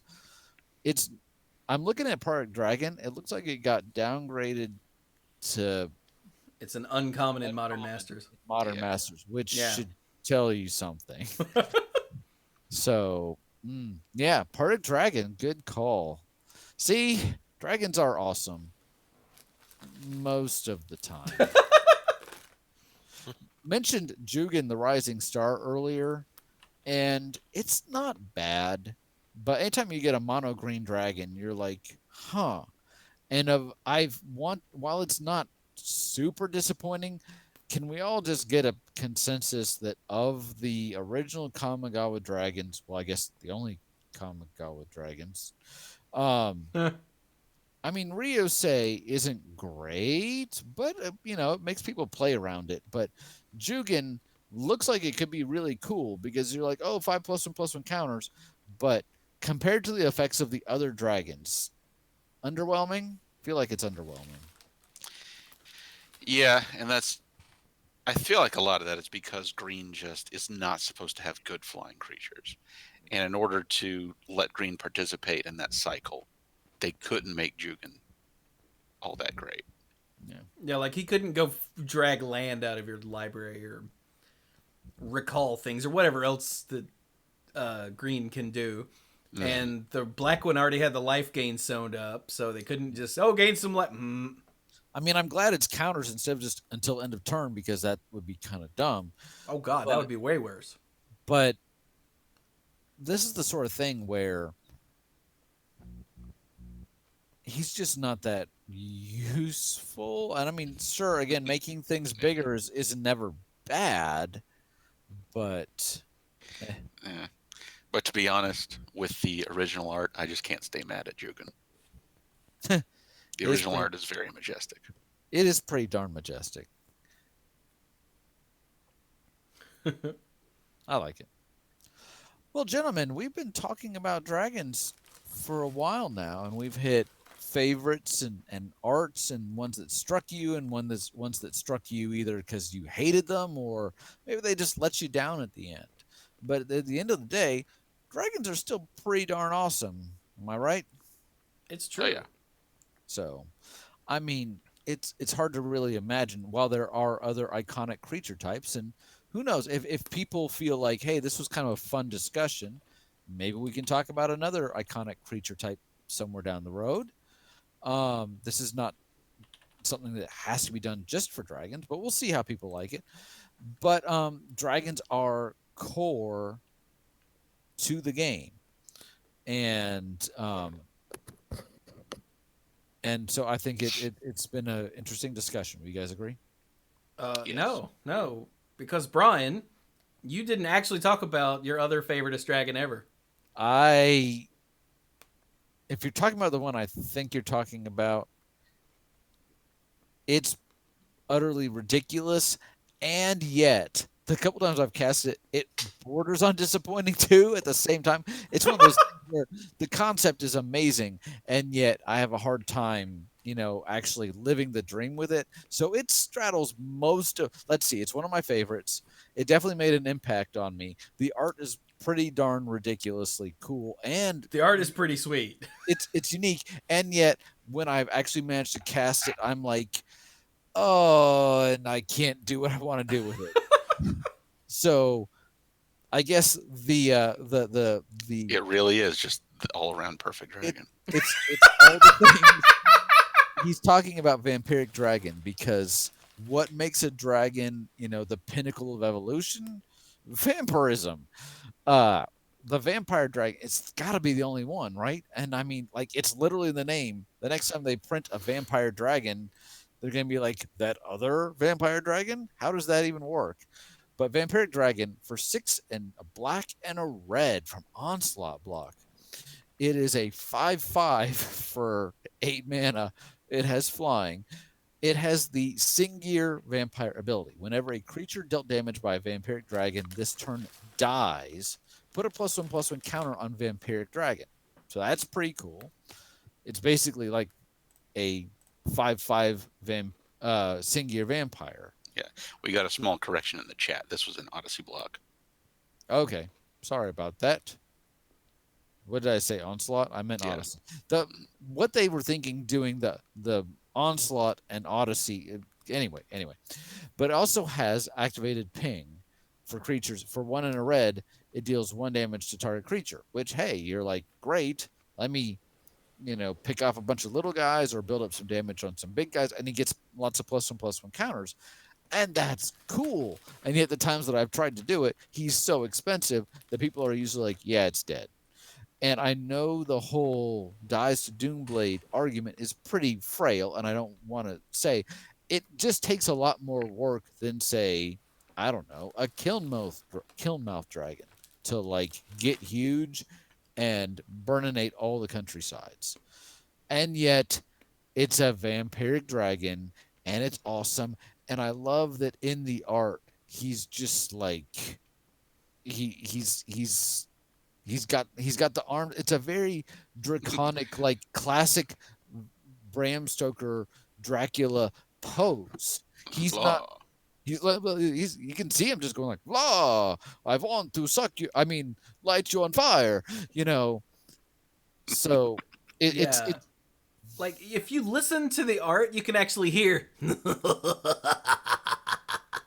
yes, yes. I feel like if he wasn't necessarily a vampire, if he was just like the stereotypical, evil dragon sorcerer, he would be a villain on a Sunday morning cartoon, right? This would be a picture from the box art or something of like the villain being like, "I'll get them next time," But here he's a Okay, one vampire. thing. Yeah. Saturday morning cartoon. What'd I say? Sunday morning cartoon. That would be different, wouldn't it? And Maybe- then I think that he is on the season 2 collection DVD cover. Okay. Like, season 1 was the good guy. Season 2 is the bad guy. There you go. Yeah. I like it.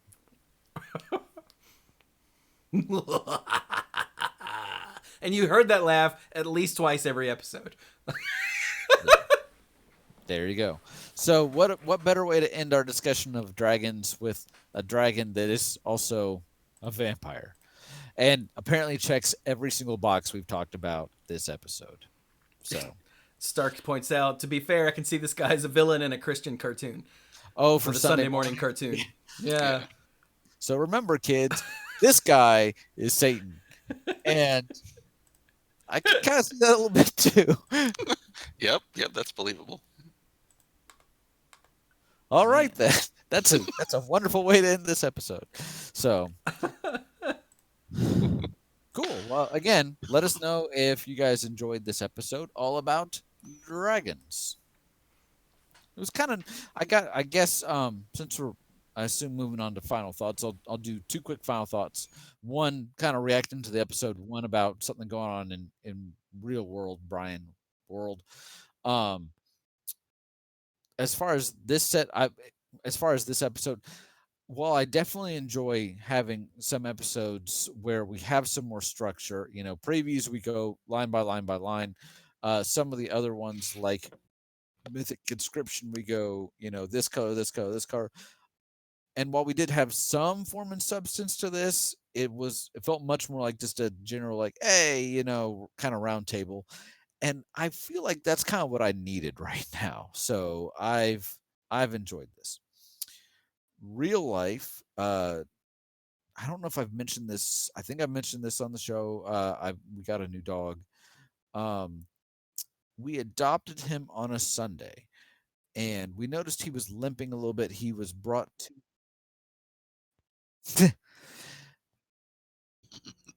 I don't have a way to respond to that, so I'm just gonna keep going. And we noticed he was limping a little bit. We didn't say anything, we didn't notice a whole lot. He was brought to us from another state by a representative from a rescue. We'd found him online, and they had said everything looked like it was a good match. We went ahead and gave them the check, and he seemed to be getting along with JJ. And he's a little more aggressive than JJ, but he's still a puppy. He's under a year old. But we noticed he was limping a little bit, and I had wanted to take him to the vet anyway, even though they had taken him, the rescue had taken him. We wanted our own vet to check him out, just so they get familiar with him. And we took him, and they noticed there was some pain in his rear leg, as we thought. They said, honestly, it looked almost like arthritis, but he's way too young to have arthritis. So they gave us some medications for him and told us to try to keep him to resting, which try to keep a puppy resting. Yeah. And gave us a 2-week return date. And I took him on Wednesday, and it looks like he may have they're thinking he has an ACL tear. So that's a bit rough. That's awful, because I had one of those in college, and it's the worst. Yeah. And you're a person, and somebody and somebody can sit down and explain it to you. And we're trying to be like, no, dog, you shouldn't jump up on things. So we're doing some consultations, and he's only been with us for 2 weeks, but as far as we're concerned, he's a member of the family. So I don't want to make it sound like and we knew we were getting him from a rescue, and who knows, even the rescue people, they didn't know what when they found him, they didn't know what condition he'd be in. So we're not like, oh, well, guess this one's defective. This is just a challenge for us that we're going to have to overcome. So I'm not saying like keep us in your thoughts. I mean, certainly if you want to, we'd appreciate it. But this is just kind of an update as far as how we're doing, and this is something we're overcoming, and we're looking into it and seeing what we can do. So I guess if there's a takeaway, there doesn't have to always be a message, but be good to animals, because animals in general are awesome, and they do not deserve to be put through bad times. Yeah. That's what I got. Anybody else? I'll do my final thought, and then I have to head on. Um, Apply directly to the forehead. Probably hadn't thought of that in years. yeah. Go ahead. Wow. Yeah, you're welcome. The problem is I don't really have a final thought or anything of the sort. I do hope that we kind of pick another. We do a creature rundown of our creature types. I thought this was a really good idea. I'm curious to see what we do for some other ones. So Gonna put you on the spot right now. Don't even think about it. If we were to do another one, what would be the creature type? wizards. I thought he was gonna say elves. Whoa.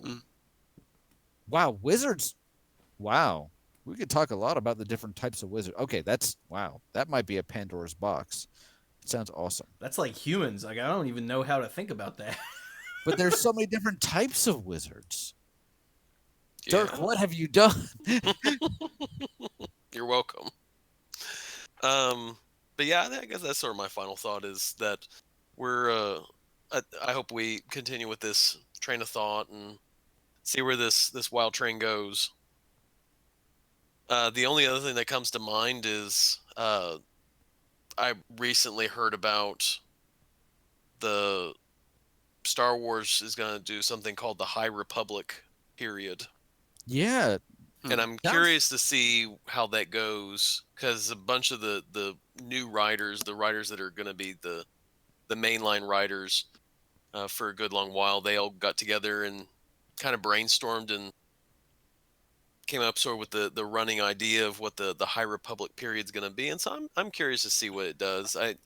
It sounds like they're going to kind of get away from the Jedi Sith conflict that we've had for a good long while, and they're actually going to focus on, exploration, the Jedi sort of being the peace keepers of the galaxy at that time. So they're, I guess, sort of like on the vein of like a Texas Ranger sort of motif. That I think it's going to probably have more of that frontier Mandalorian vein running through it. So I'm curious to see what happens. Huh. I too am interested to see where they go with this. So I feel like Star Wars in general, as the quote unquote Skywalker saga, which really started with Anakin, well, that hasn't been a huge restriction. I'm curious to see, okay, when we get away from that, what else is there? Because there's so much potential. It's Star Wars, man. It's literally a whole big galaxy of stuff. So, yeah.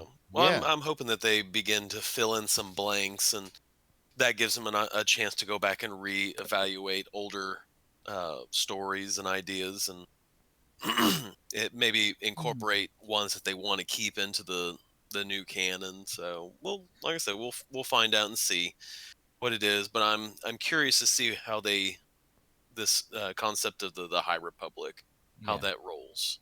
I agree. Although the only thing I'm going to say about what you just said, while I do agree with you for the most part, is when you talk about filling in holes and explaining things, it makes me think about midichlorians, and some things are just better left to the imagination, left buried in the earth forever. Just and I feel like sometimes with movies, studios are like, we want to explain all this stuff, like where Hans dice come from, and mostly we're just like, just tell us a good story, I never even noticed those until there was a big hubbub about them. I'm like, oh.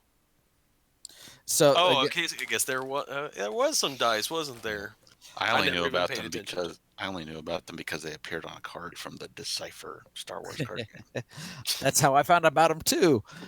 So all I'm saying, and not to hijack your final thought too much, is just sometimes they feel like here's this really one obscure thing, or maybe something major like the Force that's a little romantic and we don't know everything about it. Here's like 3 movies worth of stuff about how it works, and we're just like, the explanation is less compelling than not having said anything. They say that one of the most fascinating things about the Joker in DC Comics is that there's been multiple versions of his backstory, and no one is entirely sure of what it is because he's crazy and he might have just made them all up. In The Dark Knight alone, he gives 2 or 3 versions of how he gets his scars. And so that's part of the fascination with the character. And then when you over explain it, who's more compelling, Jack Nicholson or Heath Ledger's version? Compelling? Yes. Yeah, definitely Heath Ledger's version. Exactly. Whereas with Jack Nicholson, you're like, here's his whole backstory, and you're like, cool. But with Heath Ledger's, you're like, oh wow. Anyway, it's Dirk's final thought. I'm done talking now. Well, that's okay because Lies. I've got to go to bed because I got to get up early and go to work and do all that fun stuff. We're gonna fire off catapults tomorrow. Wait, Nice. catapults, not trebuchet. No, both. Oh, nice!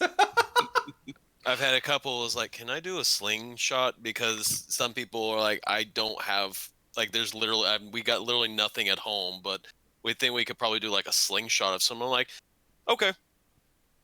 Nailed it. I keep telling the kids in the physics class that, you know, we do the math, we explain the concept. We were doing vectors today, and I think by the end of it, I either broke a couple of kids or they actually figured out how negative vectors, like having an angle greater than 90 degrees, actually works. And I think, like I said, I either broke a couple of people going, I don't understand how you have to do negative, you have to do 180 minus this thing, the angle that you've got here in order to find out what the actual angle is.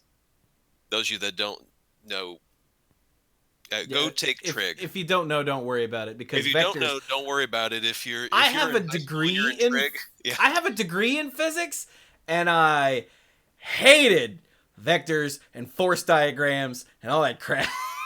Yeah. Well, that's what we're working on that now, and so, like I said, I've either broken a couple people, or I've actually got some people that are starting to kind of understand how it works. It's I'm both. sorry. Did you say force diagrams? Yes. Yeah. Do they have midichlorians? No, Not they anymore. don't. But they do have a lot. They do have a lot of lines and angles to them. I know nothing about this, so snarky comments. Math. I That's all you see. get. A four-letter word. I married an accountant, so I didn't have to do any more math than absolutely necessary. So, all right. Well, with that, I am heading to bed, guys. Have a Right, good sir. night. All right. Mike, what you got?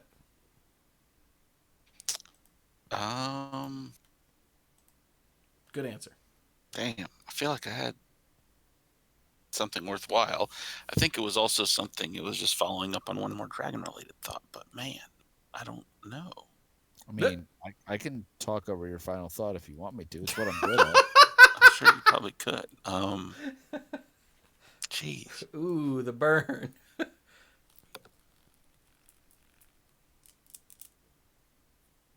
No, I guess I don't have anything in particular special to share this evening. Well, you're still special to us. Thank you. I mean, sort of. Are there any announcements that need to be made yet to the public about monkeys or dragons or anything? No. Okay. Hey, Mike. Yes. Dragons. Woo. All right. I like monkeys, but I like dragons too. Oh, they should make a monkey dragon. Or wait, a dragon monkey? Which one would it be?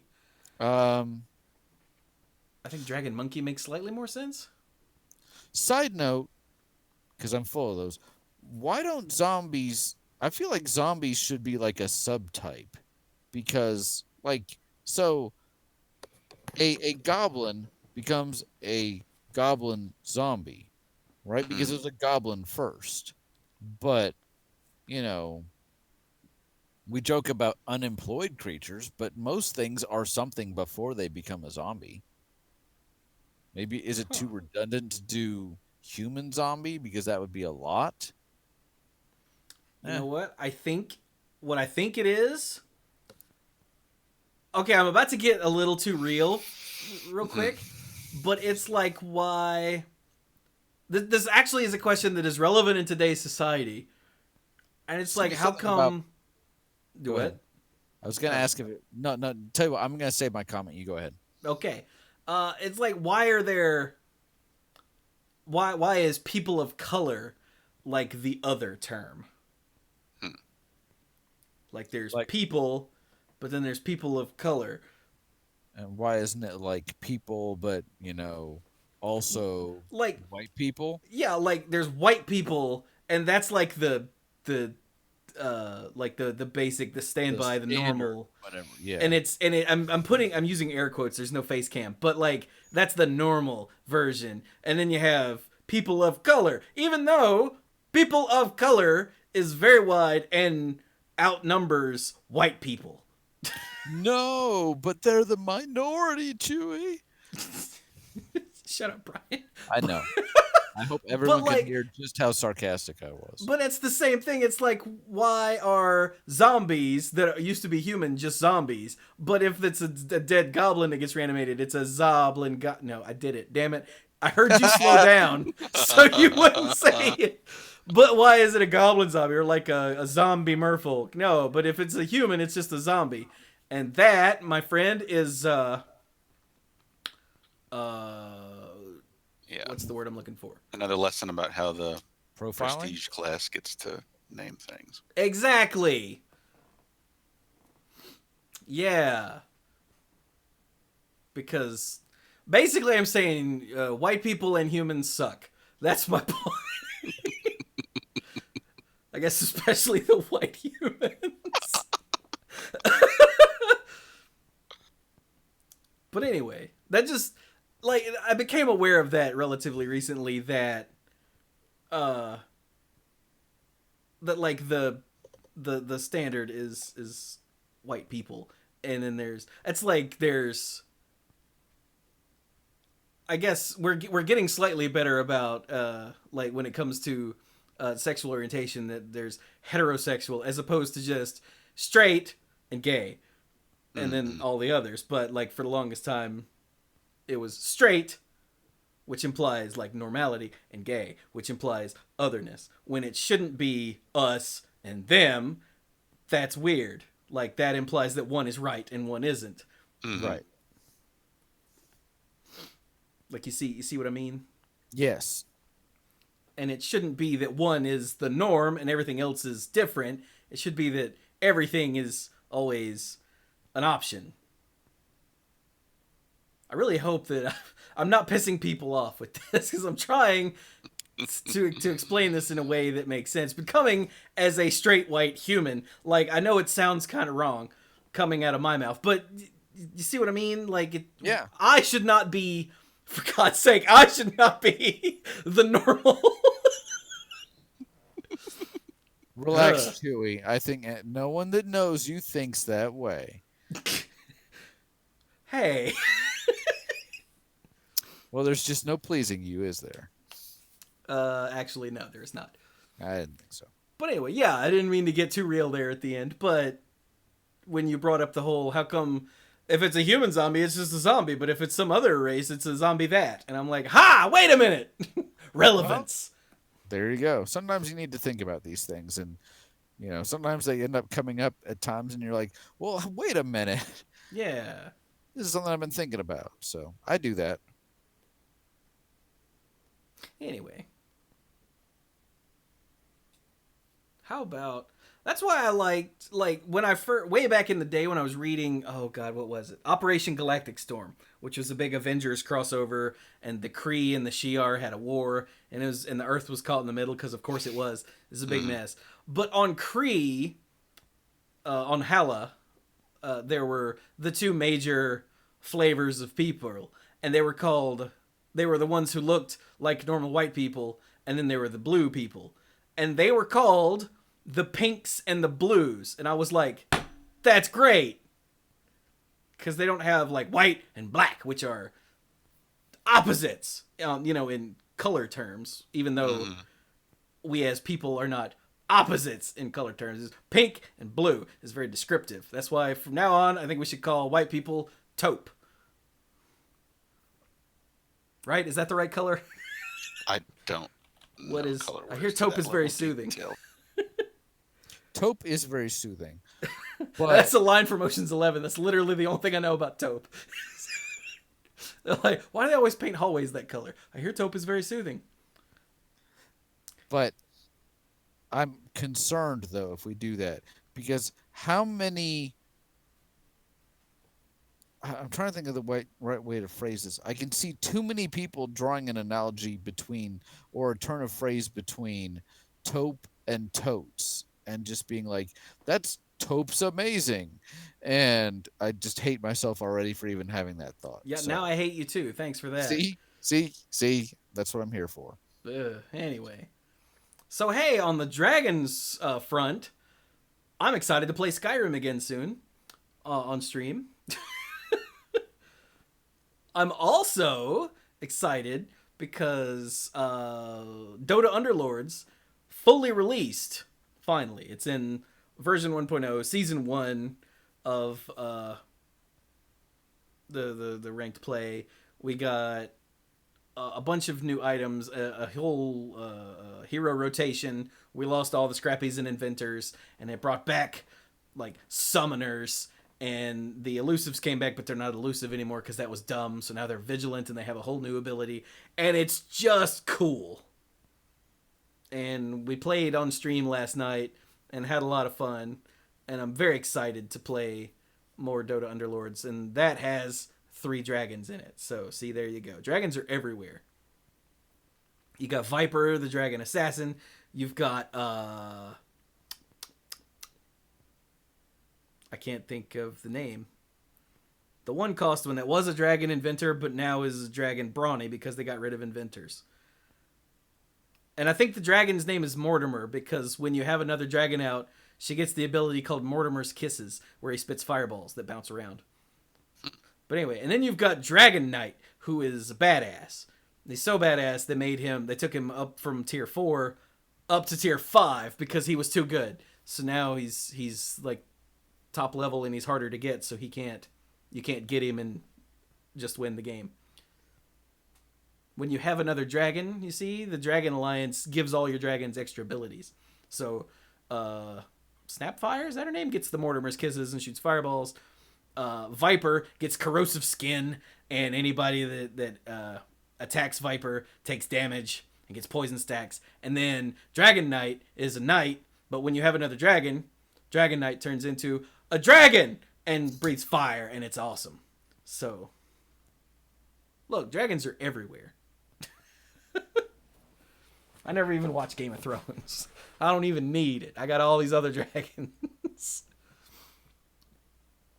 Let's see. So yeah, those are both things that I stream. I'm also gonna, just while we're on it, here on twitch.tv/the Manapool, we stream the Manapool and Monday Night Magic. Manapool's on Thursday night. Monday Night Magic is on Monday night. And then on not Tuesday and not Sunday, usually, I stream other stuff like Dota Underlords and Skyrim, and I'm gonna play through more of Halo Wars soon. I just edited up the last video from the first stream of Halo Wars, and some Hearthstone. I played there's another place where there's dragons, because Descent of Dragons was the last set, and then we had the Galakrond's Awakening adventure in Hearthstone, where like essentially the Hearthstone version of the Dragon was awakened. Oh my god.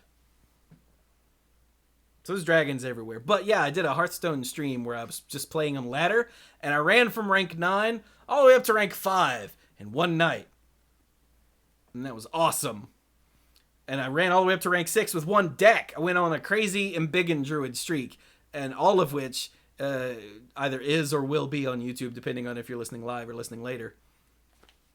I ended up, I think it was like 7-1 on stream, and I had played 2 games with the Embiggen Druid, maybe 3, previously, and won those.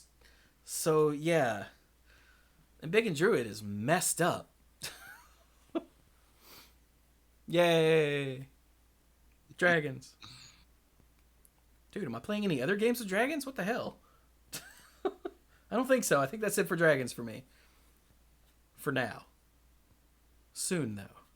Because I have to go back and play the final campaign in Shovel Knight eventually. And there's at least one dragon in that.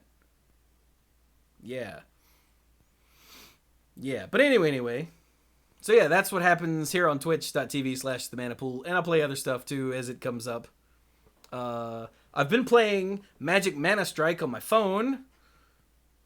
Like a lot. And it's a lot of fun. I really like it. And I was just told earlier today that there might be a way I can stream it. So I'm gonna see if I can make that happen. And that'll be awesome. Because it's a lot of fun, but since it's only on mobile, I don't have a way. I don't have the physical hardware. Like I don't have an Elgato where I can plug in my phone and stream from it that way. So I have to come up with some other way. But if I can, I'm totally gonna, because that sounds awesome. By the way, you should totally play Magic Mana Strike. Or at least give it a shot, see if you like it. And if you do, join the Manapool team, because we have a team. Yay! I'm going to sign up. He is, and I will maybe accept him if I'm feeling generous. A big thanks to Chifuji for setting up the team, and then he handed it to me. He's like, here, because it costs like 10,000 gold. And I'm like, I was going to make a team, but it's expensive. He goes, I'll do it. I'm like, I mean, if you want to. He's like, yeah, I don't care. Yay! So there you go. That's awesome. I really am like actually enjoying it though. I just signed up for the beta finally for Magic Legends, so I'm very excited once it comes out to or at least once it enters beta. They released another gameplay video today of the, what did I say earlier, the Beast Caller class. So that's 3 classes we have now, but I can't remember the first. It's like the Geomancer, who's like Koth, think Koth. The Beast Caller, who I assume is think Garrick. Mm-hmm. And then the blue one. I don't remember the name. I don't think it was Mind Mage, but it could have been. It was essentially the Jace flavor character with like illusion and stuff. So yeah, that looks sweet. And I hope it doesn't suck. God, I hope it doesn't suck. Mike, you gonna play with me?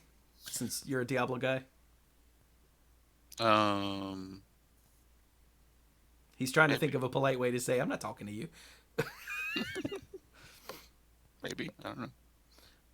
But so yeah, that's just things I'm excited. I'm just rambling now. But over on YouTube, what's going up right now? There's Halo Wars and Hearthstone, and probably a couple, at least one, maybe 2 knockout games from yesterday's Dota Underlord stream. Maybe the first game. I didn't actually win any games last night of the standard mode, but they were still fun. But I need to see. There was a lot of I don't really know how this works. I don't know. So I don't know if they would make good YouTube videos. But yeah. Anyway, I'll dig through that later. But yeah, there's lots of content. Is the whole point. There's lots of content, and there's one YouTube video every day, at least. And yeah, I'm very excited. Can you tell I'm very excited? I'm very excited. But hey, Manapool Productions on the whole, this includes the podcasts and the Twitch stream and the YouTube videos, is a Patreon-supported endeavor. So, if you would like to help support what I do with this ridiculous amount of free content and get some extra stuff while you're at it, you can go to patreon.com/themanapool and sign up to become a lifeguard. Get it? Manapool lifeguard. It's funny. You can get Manapool episodes like this one and YouTube videos early. You can get the odds and ends, which is the stuff recorded before and after both Monday Night Magic and the Manapool behind the scenes shenanigans. We told you at the beginning of this, I think, some of the stuff that we talked about at greater length, like me not dying and Area 51 and stuff like that. But yeah, it's uncensored, and it's just us being nerds. And you can become a Mythic Lifeguard and get the sponsorship shout out on both podcasts and on the end screen for all the YouTube videos. So I'd like to thank one more time.